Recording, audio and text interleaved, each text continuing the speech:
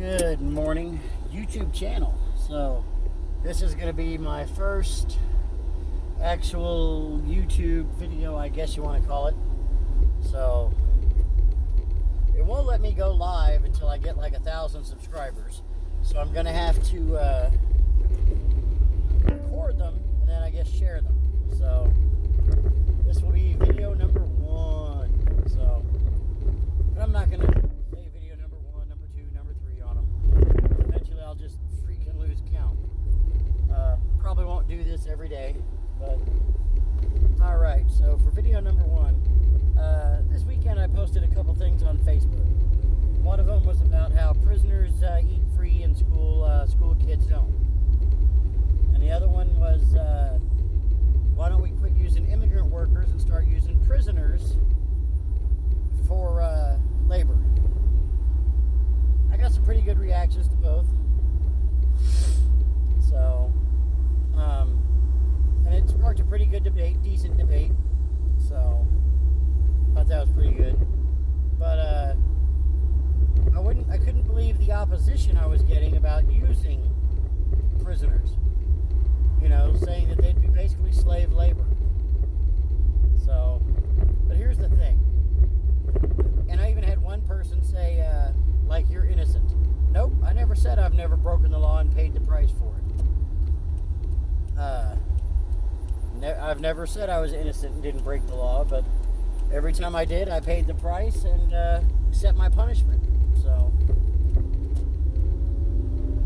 but I never went out and did any violent crimes. I never killed anybody.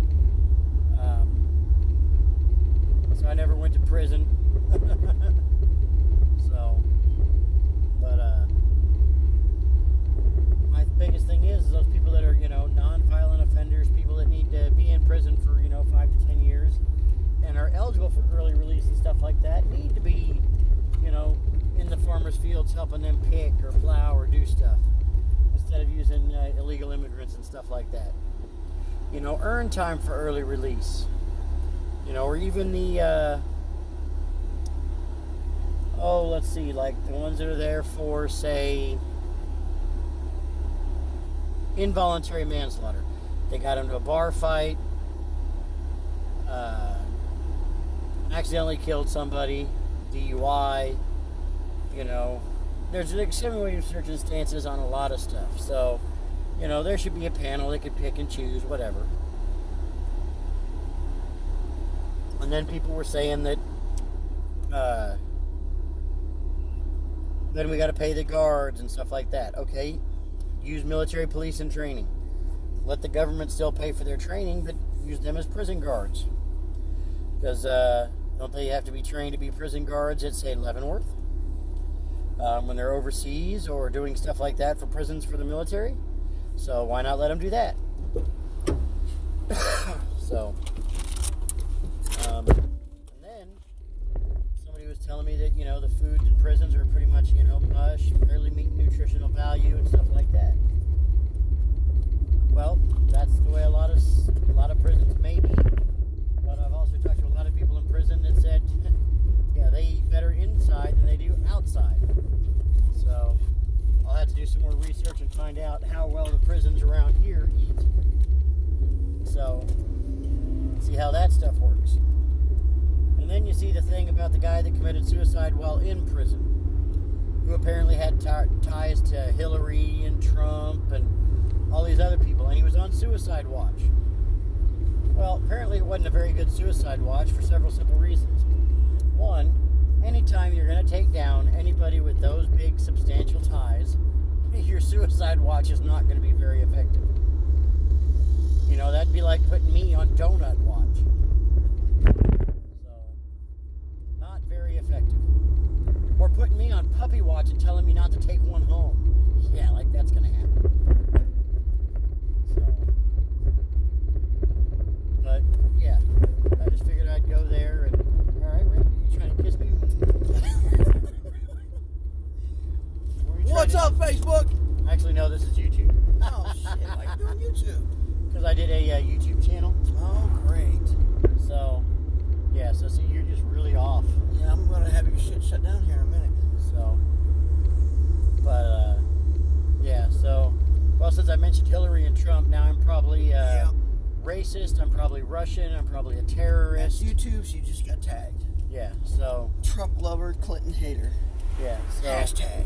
Actually, I don't like any of the politicians because I don't Amen. think any of them are worthy of anything anymore. Right.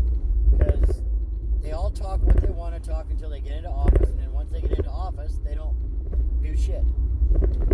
Because they don't have the backing of the House, the Senate, Congress, or any of them. So, anything Trump promised, he still got to get the House and the Senate and everybody else to back him, which obviously isn't happening. So, I mean, granted, I am seeing more per paycheck because the tax cuts or whatever that he did put in place are working. So, but I think some of that was already being pushed into place from Obama. So, probably 80% of what he's done was already being put in place during Obama. Like the immigration things.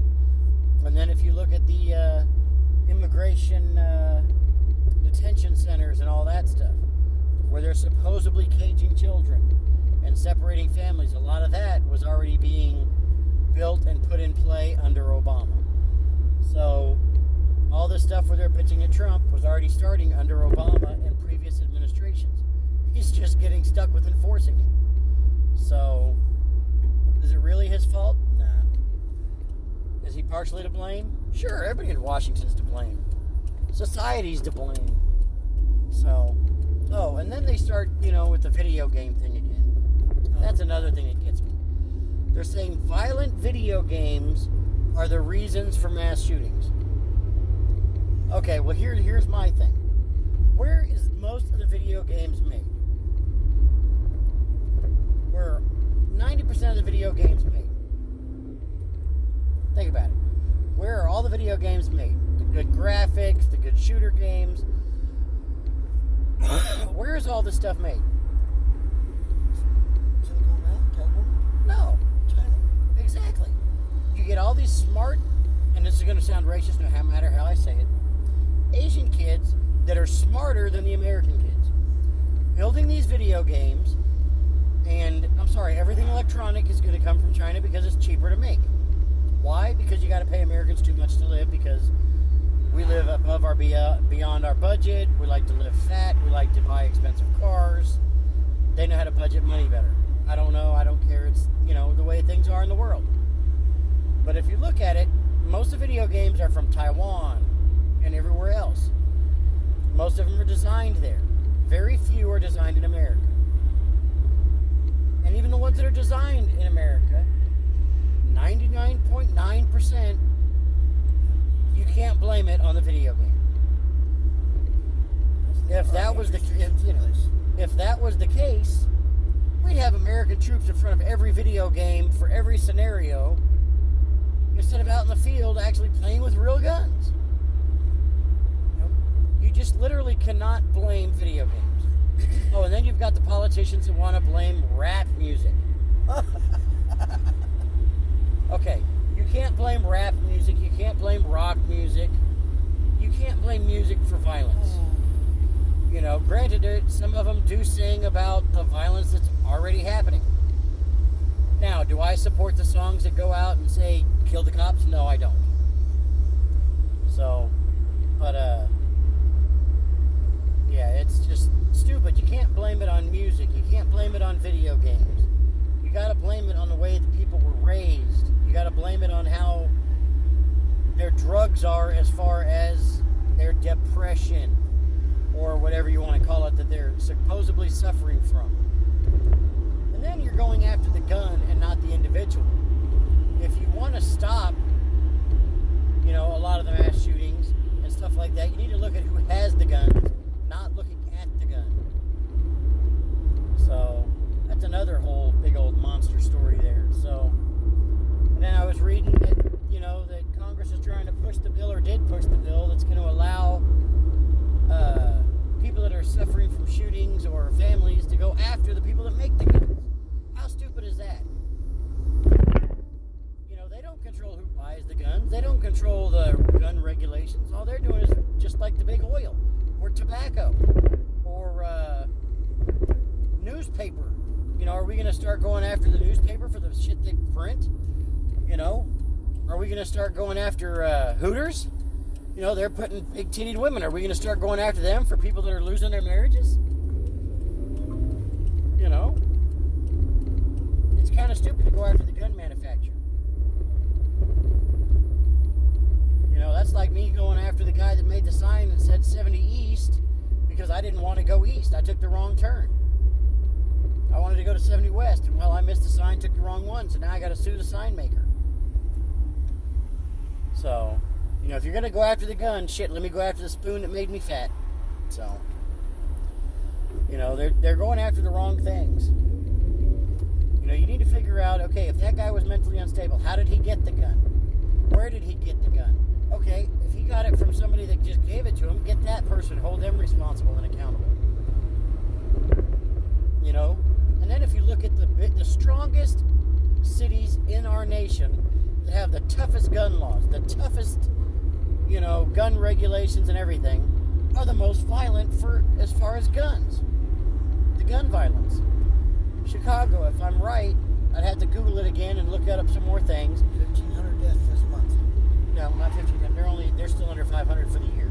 Oh, for the year. Yeah, they average about Shootings, I mean. Oh, they Not probably deaths. 1,500 shootings probably a month, but they're under like 500 for the year. They average about, I think it was like one to three a day.